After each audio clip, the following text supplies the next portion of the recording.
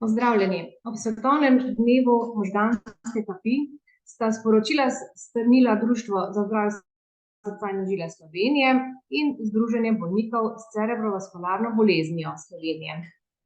Svetovni dan možganske kapi vsako leto 29. oktobra in letos poteka pod geslom Močnejši od možganske kapi. Po svetu namreč 1 od 4 oseb, odraslih oseb, utrpi možgansko kap. Približno 30% teh jo doživi v aktivnem delovnem obdobju. Je namreč med vodilnimi vzroki smrti in invalidnosti po svetu, ampak vemo, da lahko veliko možganskih kapi tudi preprečimo. Kako pa nam bo med drugim povedal primarij Matija Cevc, predsednik Društva za zdravje srca in ožilja Slovenije, ki ga vabim k besedi. Izvolite, primarij Cevc. Ja, hvala lepa in pozdravljeni tudi v mojem imenu. In tudi jaz moram reči, da sem zelo vesel, da ob tako pomembnem dnevu, kot je dan možganske kapi, združujemo sile, tako mi na Društvu za zdravje srca in ožilja, kot tudi Združenje bolnikov s cerebrovaskularnimi boleznimi Slovenije. To po drugi strani tudi nakazuje, kako je to pomemben in velik problem. Zdaj, gospa Nataša je sicer malo preveč obljubljala. Jaz ne bom povedal, kako preprečiti to, ampak bom pa povedal, kako zmanjšati nevarnost, da bi do tega prišlo, in to z nefarmakološkimi ukrepi. Samo mečkan primarij Cevc malo glasneje. Aha. Upam, da ga pa malce mikrofon morda nagaja, a zdaj se dobro sliši? No, kakorkoli že, dejstvo je, da tako za možgansko kap, kot tudi za ostale srčno-žilne bolezni obstajajo tako imenovani dejavniki tveganja, o katerih pravzaprav zdaj že vrabci na strehi čivkajo in jih zelo dobro poznamo. Tako imenovane klasične dejavnike tveganja, kot so povišan krvni tlak, telesna nedejavnost, sladkorna bolezen, povišane maščobe v krvi, debelost. To vemo. Vemo tudi, da zlasti za možgansko kap obstajajo še dodatna stanja, ki pospešujejo nastanek oziroma lahko povzročijo nastanek možganske kapi, če nismo pozorni in če ne zdravimo ustrezno, kot je na primer predvorno plapolanje, atrijska fibrilacija, endokarditisi, potem odprt prehod med levim in desnim predvorjem, temu se reče odprt foramen ovale, ko lahko kakšen strdek direktno v glavo zleti in pride do možganske kapi. Ampak je pa cela vrsta drugih dejavnikov tveganja, na katere ne pomislimo, so pa v današnjem času pravzaprav vedno bolj prisotni. Zelo, zelo pomemben dejavnik tveganja je nespečnost. Drugi izredno pomemben dejavnik je prekomerno garanje, nočno delo, izčrpanost. To vse so dejavniki tveganja, ki povzročajo povečano nevarnost, da bi prišlo do možganske kapi. Ne smemo tudi pozabiti na naše okolje. Dokazano je, da so delci, drobni delci, PM2,5 na primer, izredno pomemben dejavnik, ki pospešuje aterosklerozo in vse bolezni, vključno z možgansko kapjo. Torej, kaj lahko mi naredimo, poleg tistih tako imenovanih klasičnih?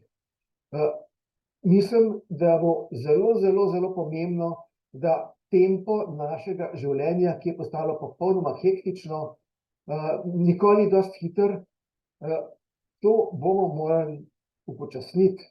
In tukaj se lahko zelo lepo zgledujemo po mediteranskih deželah. Ne samo zaradi prehrane, ampak tudi zaradi tega, ker Mediteran je načeloma naredil tako, da skuša življenje tudi uživati, ne samo trpeti.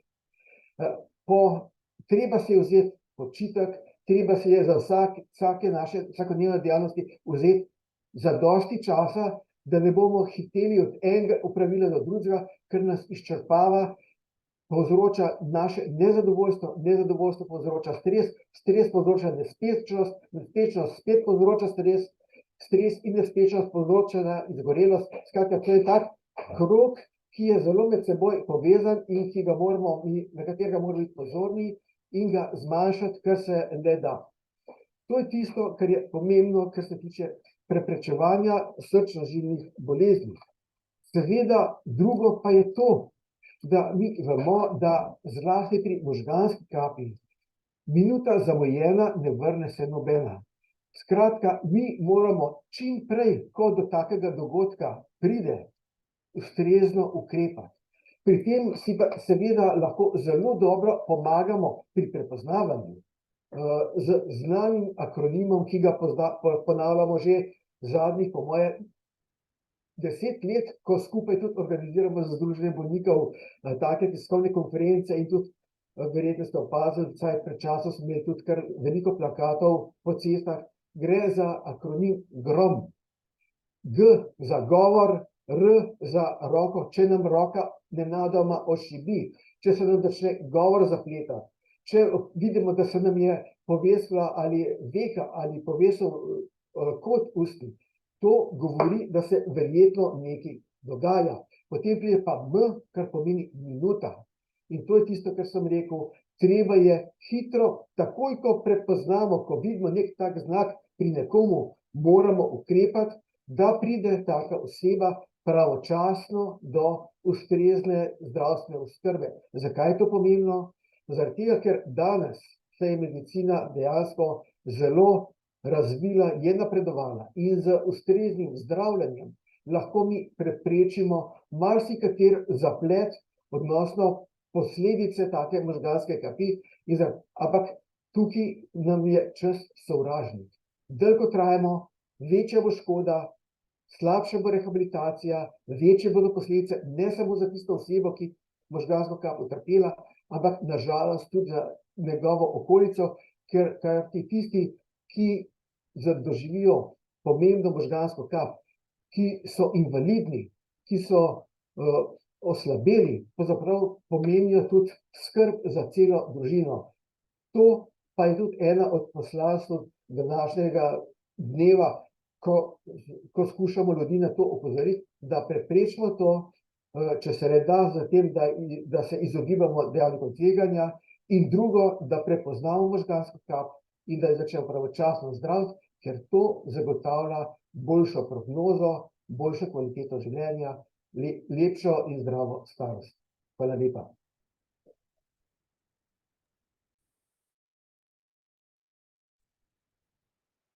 Hvala, primarja Cevc. V primeru vprašanj za primarja Cevca lahko tu zapišete v chat ali pa postavite tudi na koncu novinarske konference. Sedaj pa k besedi vabim dr. Vesno Radonjić-Miholič, diplomirano klinično psihologinjo, ki je tudi strokovna sodelavka Združenja bolnikov s cerebrovaskularno boleznijo. Izvolite. Dan vsem. Dragoceno je bilo to predavanje in verjetno je bilo zelo dragoceno, da ga v Sloveniji čim več ljudi pozna. Se je na nek način možganska kap kar dobro udomačena v Sloveniji. Tisto, kar bi pa zdaj, jaz se bom pa dotaknila kot psiholog seveda tega, kaj se zgodi, zakaj kljub nekateremu znanju, ki ga že imamo, kljub napotkom, ki jih slišimo, še vedno ne upoštevamo tega dovolj. Zagotovo je, da si enkrat vpet v to reko vsakodnevnega življenja, ki tudi tvoj ritem na nek način umetno pospešuje. Ampak nekaj zagotovo velja. Mi vsi poznamo koga, ki je za možgansko kapjo zbolel. Mi vsi vemo, da smo ranljivi. Pa vendar tista običajno zelo zdrava, optimistična drža nas tukaj lahko zapelje. Namreč mi verjamemo, da se hude stvari bojo zgodile drugim, naše življenje pa bo morda zaobšle. In to je tudi razlog, eden izmed razlogov, zakaj možganska kap, zakaj rečemo, zakaj zagotovo velja, da stopi vedno nepričakovano, nevabljena, neželjena, vedno nastopi hitro in vedno nas ujame nepripravljene. Poleg tega ima samo možganska kap še eno posledico, ki nam ne dovoli. Namreč često zamegli tudi naše zrcalo. ko se nam bolezen zgodi, je mi sami dostikrat niti ne prepoznamo oziroma jo skušamo odriniti. In čestokrat nam rešujejo življenje bližnji, če prepoznajo posledice in poiščejo pomoč, ker mi jo pogostokrat tudi zavračamo, še najmanj pa, da jo poiščemo. Torej, možganska kap nastopi nenadoma. Njene posledice so lahko vidne takoj, lahko so vidne postopoma, lahko čez čas, nekatere pa prepoznamo šele mnogo kasneje, ko se skušamo po začetnem zdravljenju ali pa rehabilitaciji vrniti v vsakodnevno življenje in vstopiti v svoje življenje pred boleznijo. Tisto, kar je tukaj zelo pomembno reči, posledice so zelo raznolike. Včasih nekateri tudi kličejo slikovito možgansko kap kot bolezen tisočerih obrazov. Njene posledice lahko posežejo na vsa področja človekovega doživljanja, odzivanja, vedenja. To se pravi, lahko gre za spremenjeno čutenje, zaznavanje, govor, mišljenje, koncentracijo, gibanje, vsa področja. In posredno, postopoma, ta področja posežejo tudi na različna področja našega življenja.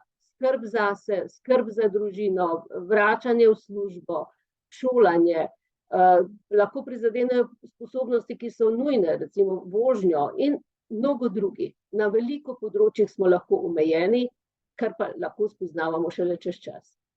Potem nastopi soočiti se z boleznijo, zato je potreben določen čas in tako soočenje je lahko zelo boleče, dolgotrajno in v tem času smo že vključili tudi v zdravljenje.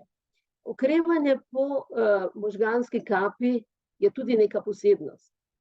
Če bolezen nastopi hitro, okrevanje gre zelo počasi.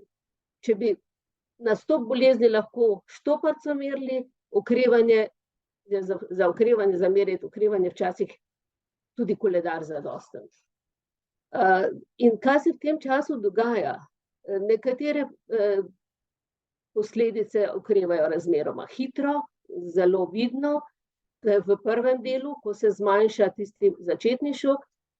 Nekatere posledice okrevajo s časoma, ko pridobivamo spretnost, neke sposobnosti, ki je bila prizadeta. In tisto, kar pa je optimistično, kar bi lahko trdili, da okrevanje lahko v veliki meri podpira novo učenje. In zaradi tega zelo težko rečemo, kdaj je zaključeno okrevanje po možganski kapi. Ali sploh je. Ko sem začela delati na tem področju pred 40 leti, grozno kot daleč nazaj, smo nekako ocenjevali, da mlajši okrevajo dalj časa, pri starejših smo kar že pod enim letom zaključili. Pa na srečo danes tega mislim, da več noben ne verjame. Zagotovo so dejavniki, ki pospešujejo okrevanje, če je dostopna zdravstvena mreža, če je dovolj spodbudnih programov, če ima podporo v okolju, če je bolnik aktiven. Zagotovo so tudi dejavniki, ki ga zavirajo. Nedostopno okolje, težko dostopni programi, mogoče tudi, če človek živi v področju, kjer so njegove ovire prevelike, da bi se lahko intenzivno vključil. Še eno stvar bi rada pri okrevanju opozorila. Posledice smo že rekli, so nekatere vidne takoj, nekatere kasneje. Mogoče bi jih delili tudi na tiste, ki so neposredno vidne, če ti ne moreš z roko, če ne moreš z nogo, če težko govoriš. So pa tudi tiste, ki niso vidne. To so recimo hitra utrudljivost, to se pravi motnja pozornosti, koncentracije, nihanja. Drugi, ki nas vidijo, tega ne opazijo. In zato dostikrat niti ne morejo dobro oceniti, kako smo mi okrevali in mi dostikrat nismo zadovoljni. Vse, kar počneš po možganski kapi, je energetsko dražje. To se pravi, vlagaš več napora. Dosežena raven okrevanja zelo pogosto, dolgo ali celo trajno ni več tako stabilna kot pred boleznijo. To se pravi, tvoje sposobnosti lahko zanihajo. Danes nekaj zmorem, pride bolezen, ali me nekdo hoče, da hitro naredim, ali se vznemirim in meni bojo nenadoma, ne bom tega zmogla, kar sem prej. Še mogoče z boleznijo, če posežemo posledicah, če govorimo. Te posledice se ne ustavijo pri bolniku. pomen posledic poseže v družino. In sploh, kadar so te posledice bolj izrazite, bi lahko označili celo možgansko kap kot bolezen družine. Pride do sprememb v samem funkcioniranju družine, vsak družinski član mora na svoj način to predelati, družina mora na drug način prerazporediti naloge, večkrat se mora vprašati, ali zdaj zmoremo vse te naloge, ki so nam dane sami, ali moramo vključiti zunanjo pomoč. Vključevanje bolnika v družino je izredno dragoceno, ampak ima pa neke svoje zahteve. Tako da tukaj bi kazali še opozoriti na nekoga, čeprav, ko govorimo o bolezni možganske kap, to je spregledani negovalci, družinski člani. Dostikrat je njihova pomoč izredno velika pri bolnikih v okrevanju in življenju po bolezni, hkrati pa spregledamo, da so oni lahko včasih na robu zmogljivosti in da se malo pozornosti posveča, dosti jih lahko tudi doživi faze izgorevanja. Mogoče še kaj, da opozorim na to, da zdaj zgledam malo pesimistično, ampak tisti, ki se srečujemo z bolniki po kapi, se srečujemo z nekimi neverjetnimi zadevami. Nihče vas ne more več o ljubezni do življenja naučiti, kot vas ravno bolniki, ki so se soočili z boleznijo. Mnogi med njimi uspejo premagati ovire, se vračajo v svoje življenje, se ponovno vključujejo v vsakodnevne zadolžitve. Nekateri svoje psihične stiske predelujejo še dolgo časa, zadrege ob tem, tudi to je pomemben del. So pa ljudje, bolniki po možganski kapi, ki svoja izkušnja, svoje trde poti iz bolezni vgradijo v svojo izkušnjo, postanejo bolj empatični, so pripravljeni prisluhniti sobolniku in pomagati. Zato jih boste našli tudi v združenjih bolnikov za samopomoč. Jaz jih običajno z drugo besedo imenujem, da so to bisernica. Ljudje, ki so svojo bolečino predelali in so jo pripravljeni deliti, da so koristni za druge. Tako da med bolniki po preživeti možganski kapi imamo veliko zmagovalcev življenja, veliko ljudi, ki bi jih spoštovali, pa jih morda niti ne prepoznamo in jih vsakodnevno srečujemo. Hvala za pozornost. Hvala. Dr. Radonjić Miholič za te dragocene informacije in izkušnje. Spoznali bomo še zgodbi bolnikov, ki so kljub trnovi poti močnejši od bolezni in danes živijo kakovostno življenje. Najprej vabim k besedi Milana Čučka, ki je tudi predsednik Združenja bolnikov s cerebrovaskularno boleznijo. Izvolite. Ja, lepo pozdravljeni. Hvala za besedo. Naj kar lepo na začetku povem, da sem bil včasih malo domišljav in sem rekel, do penziji oziroma v službi bom nekje do svojega 70. leta, potem bom pa enih 30 ali pa še več let srečno in uspešno živel.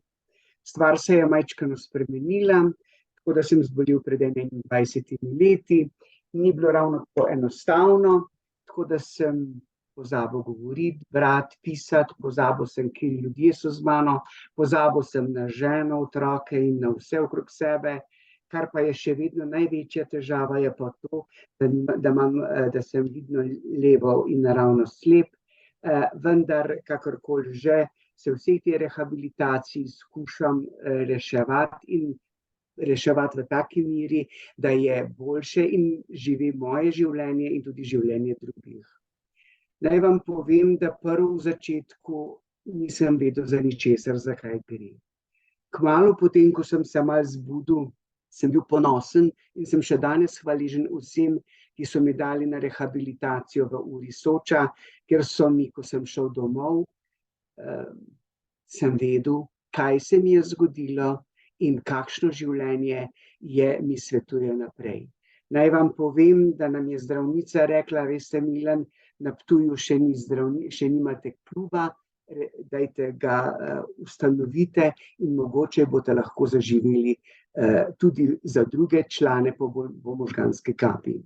Tako je. Kakor hiter potem, ko sem prišel domov, sem vedel, kako je. Ni bilo enostavno, hudo je bilo tudi družini, vendar sem bil in se držal navodila, ki jih mi rekli v Soči. Ja, in kar čez 3 ali 4 mesece smo ustanovili klub bolnikov po možganski kapi, klub Tvoji. Naj vam povem, da smo zadnjič ravno praznovali 20. obletnico delovanja. Zanimivo je bilo to, da so se člani, tudi sam nisem točno vedel. Najprej sem imel hud občutek, nisem znal brati, nisem znal govoriti in sem imel slab občutek, da cel mesto ve, da ne znam teh svojih težav, da vsi vejo, da ne znam brati, ne znam govoriti in tako naprej. Vendar, ko sem v povezavi z drugimi ljudmi in seveda z dobrimi terapijo, logopedinjo in tako naprej, situacija obrnila na bolje in sem danes podosten, da poznam ne samo na Ptujih 200 članov, ki smo zboleli po možganski kapi, ampak sem spoznal tudi mnogo ljudi, bolnikov po možganski kapi, njihovih svojcev po celi Sloveniji, ker sem tudi zdaj nekako delam z bolniki po možganski kapi Slovenije in sem ponosen, da ne samo to, da je to moja rehabilitacija v tej meri za mene, ampak skušamo na ta način pomagati tudi vsem ostalim bolnikov po možganski kapi in drugih svojcev in vseh drugih, ki z nami na nek želijo delati.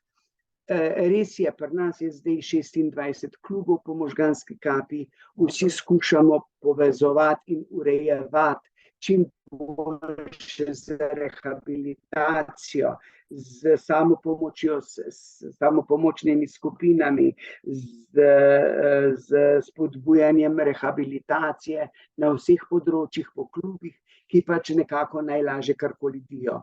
Za vsemi našimi člani se mi zdi, da je prav, da gremo na določene programe, gremo na klubu, kamor se klubi povezujemo ali pa urejujemo in pripravljamo določene dejavnosti, kjer se nas ponavadi ali pa dostikrat tudi lahko udeleži do 400 članov, kjer povemo svoje okuse, navade, kaj nas moti in kaj moramo živeti naprej.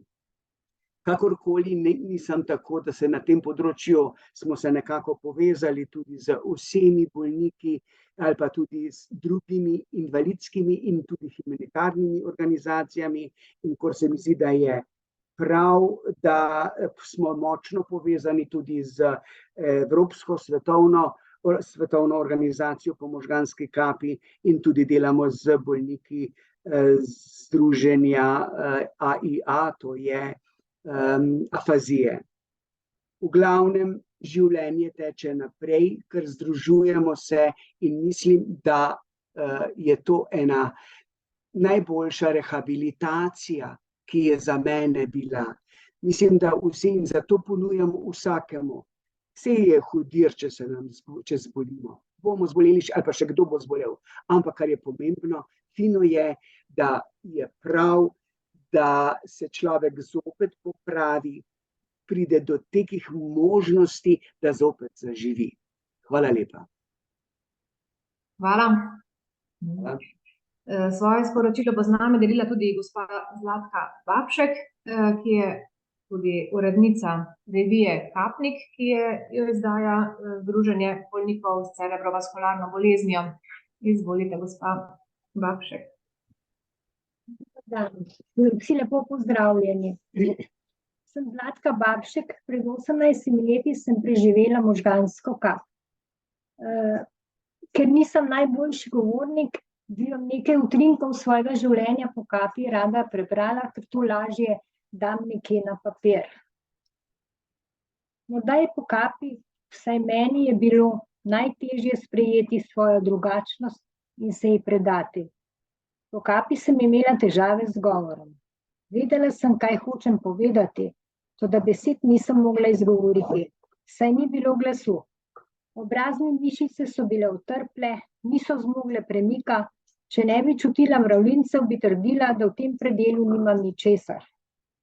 Po kapi sem bila v nekem posebnem stanju. Domišljala sem si, da bo moja rehabilitacija in moja hoja hitro povrnjena, a žal ni bilo tako, saj vse potrebuje svoj čas.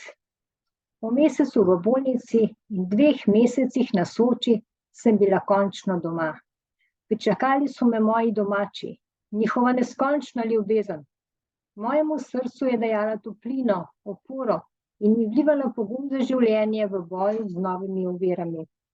Veliko moč ljubezni sem zares prepoznala šele v času svoje bolezni. Zelo sem želela iti na morje, a začele so me črvičiti vprašanja. Tako drugačna sem. A bom zmogla iti med ljudi? Bom sploh lahko plavala? Vsem tem me je spreletavala groza. Za vodo sem pripravila rokavček za poškodovano roko. Bilo me je tako sram, da ga nisem zmogla uporabiti. Poskusila sem zaplavati, a sem bila takoj pod vodo. V hipu sem se dvignila in z grozo gledala okoli sebe, če je kdo to opazil. Bilo je zelo boleče in ogromno moči sem vložila, da mi je vse to uspelo. Bila sem v bolnišnici zaradi srca in šla sem v kapelo. Ogovorila me je neka gospa in mi v roke potisnila berilo. Vsa moja opravičila, da ne zmorem brati, niso pomagala. Vdala sem se in si rekla, no, bom poskusila še to. Saj ni toliko ljudi, morda bo pa šlo. Mora iti, morda je to še ena preizkušnja zame. Prosim, bodite prijazni in pozorni do ljudi, saj nikoli ne veste, kaj se zares dogaja. Velikokrat sem morala pojasniti, da me je kap. Le tako sem lahko umirila nestrpnost in neučakanost ljudi. Bodite strpni, saj bo, le bolj počasni smo. Osornost, ta pa zelo boli. Tako kot sem postopoma sprejemala svoje novo življenje, sem sprejemala novo Zlatko, resnično sebe. Našla sem ključ svojega srca, zaklad svojo modrost spečo kot trnuljčico. Živim življenje, nanj gledam srcem in ga neskončno ljubim. Zdi se mi, da sem šele zdaj resnično živa. To bi imela jaz za povedati, to so samo neki utrinki mojega življenja, vseh se ne da spraviti. Tudi povem, precej težko, mislim, morda včasih malo težje, malo ne. Trenutno, ko je treba, kaj se točno vsega ne spomnim, a tega je ogromno, veliko, zelo veliko. Vsak ima tudi težave in tudi probleme, a vendar življenje na koncu, če ugotoviš, kako je lepo, kako je krasno, ko uživaš v cvetu lista, ki je začel brsteti, ko uživaš v nebu, v soncu, to je nekaj božanskega. Takrat vidiš, živiš in se potrudiš po najboljši moči najti iz vse svoje notranjosti moč, da boš živel dalje. Hvala lepa. Hvala obima za delitev teh življenjskih izkušenj, opozoril ter pogledov na življenje, se pravi z boleznijo, z rehabilitacijo in po bolezni, tako da hvala vsem govorcem, ki ste danes sodelovali. Sedaj pa poglejmo vprašanja. Najprej mogoče v chat. Piše, koliko starejših od 65 let zboli za možgansko kapjo v primerjavi z mlajšimi generacijami in kako je z njihovim okrevanjem? Sprašuje Andreja Žibret-Delo. Kdo bo na to vprašanje odgovoril? Se pravi, koliko starejših od 65 let zboli za možgansko kapjo in kako je z njihovim okrevanjem v primerjavi z mlajšimi generacijami. In še eno podobno vprašanje je, da koliko so stari najmlajši bolniki, ki doživijo možgansko kap. In ali je vedno več takšnih, ki mlajši doživijo možgansko kap. Se pravi, kdo bi lahko to pojasnil v zvezi s starostjo? Bom morda jaz se poključila zraven, jaz sem podpredsednica Združenja bolnikov s cerebrovaskularno boleznijo Pišem se Parjavec Tatjana. Zdaj, približno 30% možganske kapi je tistih, ki prebolijo možgansko kap v obdobju delovne aktivnosti. Ostali so, v glavnem, narašča pa močno možganska kap po starosti po 75 letih. Tako da, kar se tiče najmlajših, zelo mali majhni otroci že pri nas hodijo na rehabilitacijo tudi po možganski kapi. Koliko je bil najmlajši, ne vem, verjetno je možno tudi, da se takoj po rojstvu že pojavi možganska kap. Mi smo imeli nekih tudi takih, ki so tam okrog 5-6 let bili stari na rehabilitaciji. Kakšno je pa okrevanje? Okrevanje je pa zelo različno, tudi od tega, kakšna prizadetost je. Na vsak način verjetno pri mlajših je regeneracija nekoliko hitrejša kot pri starejših, bistvo je pa, kako hitro se vključimo v zdravljenje, koliko možganskega tkiva ohranimo, da z ohranjenjem možganskega tkiva pomeni tudi manj posledic. Pomembno je tudi, kakšna je učljivost, to se pravi, učljivost pri starejših je nekoliko manjša kot pri mlajših, tako da težko rečem čist recept, kjer bolj okreva, kjer pa manj. Ampak v glavnem v vseh starostnih obdobjah prebolijo, vračajo se pa na tak ali drugačen način v življenju. Hvala. Mogoče bi samo to dodal, da možganska kap ima različne razloge. Imamo tisto možgansko kap, ki nastane na primer pri atrijski fibrilaciji, ali pa možganska kap, ki nastane pri osebah z trombozo, pa imajo povezavo med levim in desnim srcem. Zdaj, atrijska fibrilacija s starostjo izrazito narašča. In če mi nismo pozorni, marsikdo ne čuti, da mu srce neredno ubije, takrat lahko pride do tega, da nastane strdek v srcu in to zleti ali v glavo ali kam drugam. In če zleti v glavo, je to akutna možganska kap. In ravno to je ena od tistih oblik, ki jih mi danes tudi znamo zelo dobro zdraviti. Druge so pa tiste, ki zleti za aterosklerozo nastanejo, seveda zleti, vemo, da je tudi največji dejavnik tveganja za vse te stvari je pa starost. Kot je doktor Erjavčeva že povedala. In tega pa ne znamo zdraviti. Se trudimo, ampak še ne znamo. Hvala. Zdaj pa imamo še v chatu eno vprašanje za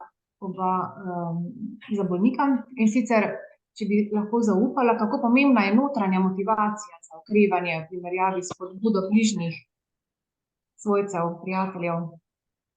Notranja motivacija, osebna, za okrevanje. Lahko ponovite, nisem dobro slišal vprašanja. Ja, kako pomembna je notranja motivacija za okrevanje bolnika v primerjavi s spodbudo bližnjih? Razumem. Ja. Hvala lepa. Ja. A veste, kar nekaj let je trajalo, da sem se navadil in sprejel bolnik po možganski kapi si, imaš tak in tako. Vse te povezave, težave, probleme, ki sem jih nekako služil, sem kar težko prenašal.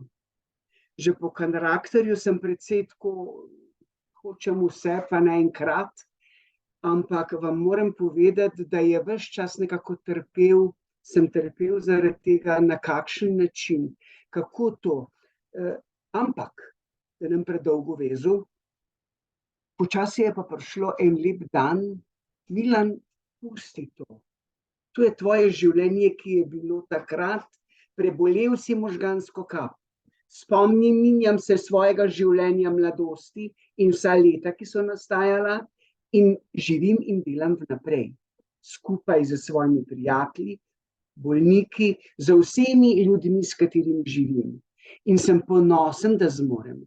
Nič me ne moti več, če danes se zaletim. Nič me ne moti, če moram včasih uporabiti, sploh če sem utrujen, belo palico.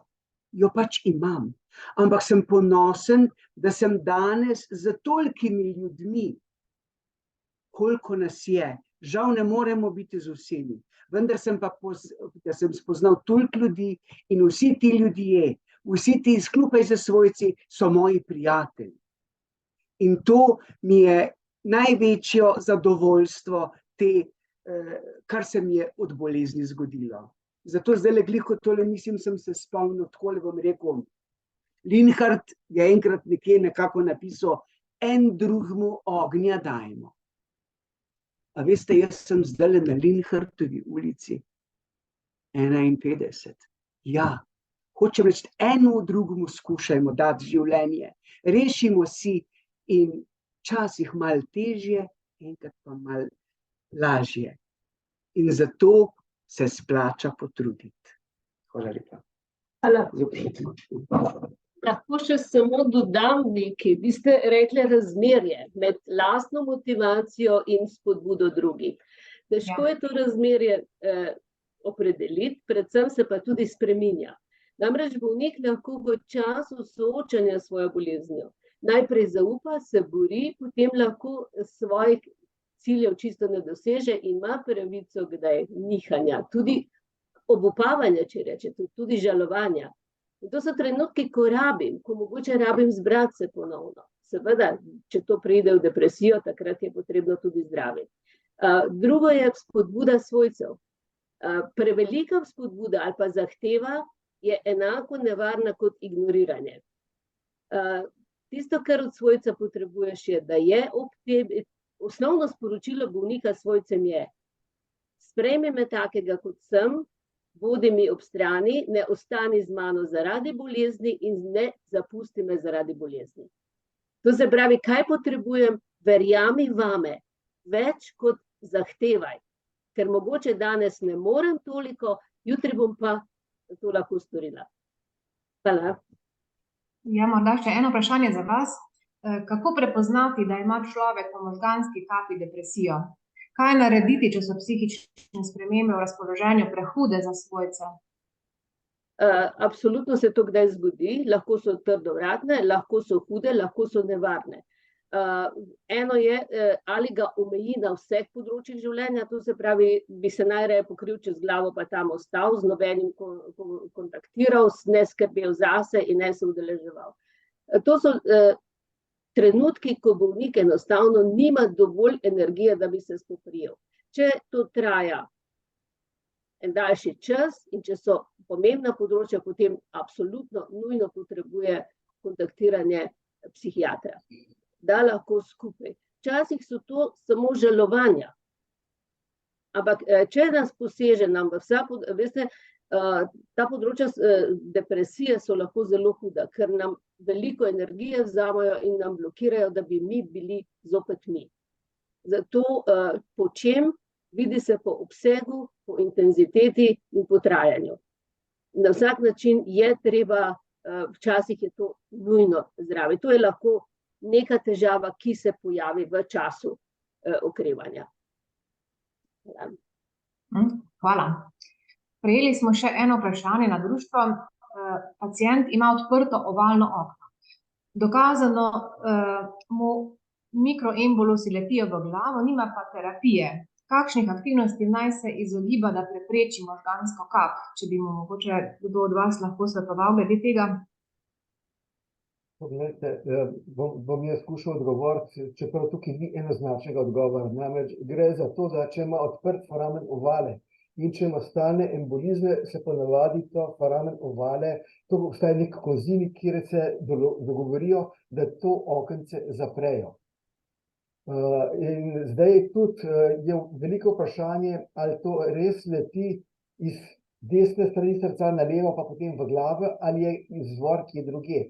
Načeloma, če embolusi letijo, to pomeni, da se nekje verjetno tvorijo strdki, zato pa je danes že terapija in to relativno enostavna, tako da bo ta spraševalec naj se obrne na svojega zdravnika, odnosno ali pa na kardiologa, ali pa neurologa in mu bodo svetovali, kako je.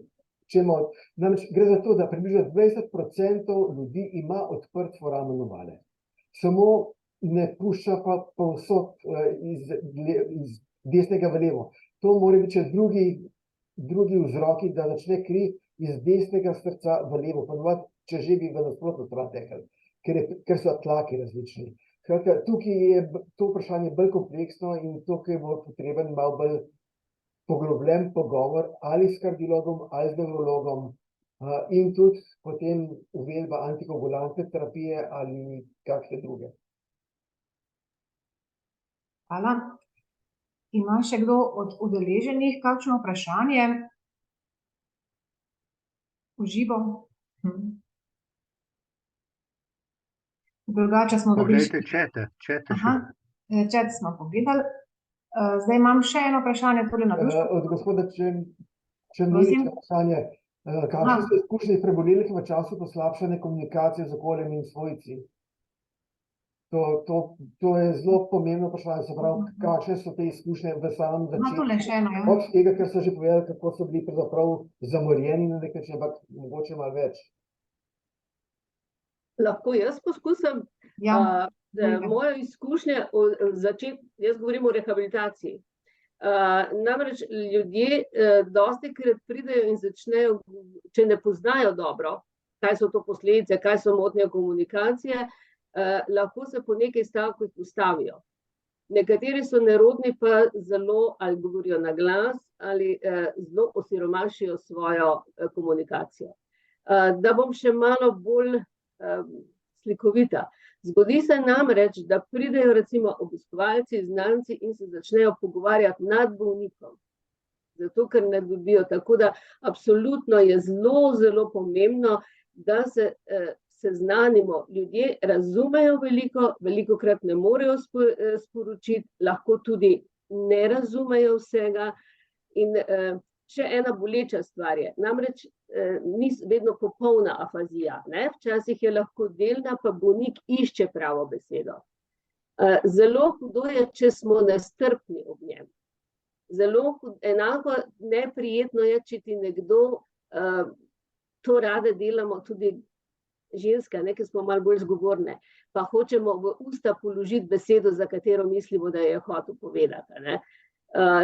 Ja, veliko je zadret. In zelo veliko poguma rabijo bolniki, da se znova vključijo. Potem je lahko njihov govor boljši, pa se jim pojavi problem, ko se hočejo vključiti v vsakodnevno življenje. Recimo grejo na banko, grejo na pošto, grejo v trgovino. In kako zdaj, vsakemu povedati, to ni ravno neprijetno, ampak včasih se nekateri znajdejo in rečejo, s prvim stavkom povem, da sem prebolel kap, da imam težave z govorom in s tem pripravijo sogovornika, da je malo pozornejši in bolj potrpežljiv. Ja, zagotovo je socializacija po poškodbi, ki je okvari govor, mnogo bolj naporna, ampak enako potrebna kot za vse druge. Nekateri bolniki naredijo, oziroma obiskovalci pridejo v paru, da jim je lažje, da se ne nehati govoriti, ne mogoče tako hitro, ampak komunicirati. Ravno zadnjič smo se pogovarjali, ko je ena gospa rekla, da mož ne govori, pa se učita. Pa zdaj, koliko sta pa vidva že razvila paralelni jezik? Namreč komunikacija je mnogo več kot samo govor. In ko je bolnik komunikativen, ko to želi, ko so svojci mu naklonjeni, potem najdejo poti mimo, poleg ali ob okrnjenih besedah. Tako da ja, dobro, da ste opozorili, je boleča, ampak je možno jo premagovati. Ja, hvala. Prejeli smo še hvala lepa, jaz moram reči, da sem zelo vesel tega odgovora, da je to ta iskanje komunikacije besedne in sicer tudi stisk roke ali pa čakanja na nek odziv verjetno zelo pomemben. Sicer sam nisem tega sreči še doživel, ampak se mi zdi, da je to zelo pomembno, ker se mi zdi, da včasih ljudje preprosto pozabijo na bolnika ali pa ga odmaknijo takrat, ko je mogoče najbolj potreben. Hvala lepa. Hvala. Lahko dodam samo še, se vam opravičujem, gospa Nataša, samo eno zelo pomembno stvar, upam, da me ne boste narobe razumeli, ampak včasih je to kontrolni pregledi, ali pa pregledi v zdravstvenih ustanovah. Bolnik, ki ne govori, pridejo svojci z njim In se mora zdravstveni delavec pač usmerjati na pridobivanje podatkov od svojcev. Zelo dragoceno, kadarkoli sem kjerkoli v izobraževalnem procesu zdravstvenih delavcev opozarjam, dajte očesni kontakt nameniti bolniku, postavite vprašanja, da gledate bolnika, potem poslušajte odgovor od svojca in znova postavite pogled na bolnika, da bo on pač videl, da je del pogovora, da ni mimo njega o njemu.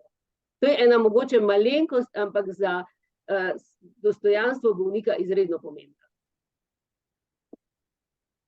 Hvala. Eno vprašanje smo prejeli na društvo, in sicer glede anevrizem v glavi, so prirojene ali pridobljene? Kdo bi lahko to odgovoril? Anevrizme v glavi so prirojene ali pridobljene? To je načeloma že kar prirojeno, večinoma. Vidimo, da se tudi v določenih družinah se to kopiči. Seveda pa lahko tudi kakšne poškodbe, tudi kaj takega povzroči, ampak to je bolj redkost, bolj so prirojene. Hvala. Ampak to ni čisto isto kot možganska kap, to je krvavitev potem, ne. To ni čisto In isto. še podobno vprašanje, koliko dolgo traja tija, se lahko pretvori v pravo možgansko kap? Poglejte, tija je pravzaprav opozorilo. In definicija tije je tak znak kot pri možganski kapi, ki izzveni znotraj 24 ur. Ampak tisti, ki to utrpi, takega je treba skrbno pregledati, da najdemo vzrok in dejavnike, ki so do tega pripeljali. In te dejavnike zdravimo in bomo na ta način preprečili veliko možganskih kap. Tija je, bi rekel, mikrokap, ki le en večkrat del možganovine za nekaj časa oslabi in se, kot sem rekel, znotraj 24 ur povrne. Ampak vzrok pa je nekje in naslednji tak dogodek bo pa lahko hud. Tega ne smemo zanemariti. To ni minorna zadeva, to je zelo resno opozorilo, da se nekaj dogaja. Hvala. Je še kakšno vprašanje udeleženih? V chatu jih ni več. Tudi na društvo ni prišlo nobeno drugo vprašanje več. Izvolite, če je še kdo. Sem jaz v jutru? Halo? Ja, Ja, eno vprašanje bi jaz imel, gledajte, jaz sem že 12 let na kapi, ne, možganski. In meni je pred 3 meseci umrla žena, ki je skrbela za mene, za me pa zanima, če mogoče mi lahko kdo pove, kam bi se jaz obrnil za kakšno pomoč na domu. pomoč na domu. Ja. Ker meni je do zdaj žena pomagala, kaj vem, težje se oblačim in samo z eno roko lahko tega ne morem kuhati in pa tako porihtati. Sploh za, kaj vem, kako peglanje. Zdaj, v bistvu, vaš zdravnik je tisti, ki usmerja, kakšna bo vaša pomoč. On bo obvestil patronažno službo, oziroma na podlagi tega pregleda in obiska pa se bo določil, kakšna pomoč je potrebna, ne. Druga stvar je pomoč v okviru pomoči na domu, to pa je v okviru socialne službe na vaše, različno je od občin, ne. Tukaj imajo ta pomoč na domu organiziran. Treba se je na socialno službo obrniti, oni vam bodo povedali, kakšne so možnosti, potem se pa določi, koliko pomoči rabite, kakšno pomoč rabijo. Je pa tu deloma plačljiv, odvisen pa od tega, v kateri občini živite. Eni dajo več dodatka zraven, eni manj, tako da pa odvisno tudi od tega, kakšen dohodek ste imeli. Se pravi, pomoč na eni strani vaš zdravnik, ki vas bo usmeril preko patronažne službe ali pa socialne službe. Najlepše hvala. Hvala, doktor Erjavčeva. Je še kakšno vprašanje udeleženih? Ni? No, v primeru, da ni, potem se zahvaljujemo vsem govorcem, govorkam in udeleženim za sodelovanje ter zaključujemo tole novinarsko konferenco. Govorci lahko tudi še odgovorijo kasneje na vprašanje novinarjev, če jih boste mogoče lahko preko maila, ki bo v sporočilu za javnost, ki ga bomo zdaj takoj po novinarski konferenci odposlali. Lahko vam tudi še preko maila, kaj odgovorijo na kakšna vaša podrobnejša vprašanja. Sicer pa vse lepo pozdravljamo v imenu obeh Društva za zdravje srca in ožilja Slovenije ter Združenja bolnikov s cerebrovaskularno boleznijo Slovenije, ter vam še naprej želim lep dan in lep srčen pozdrav. Nasvidenje. Nasvidenje. До viđenja.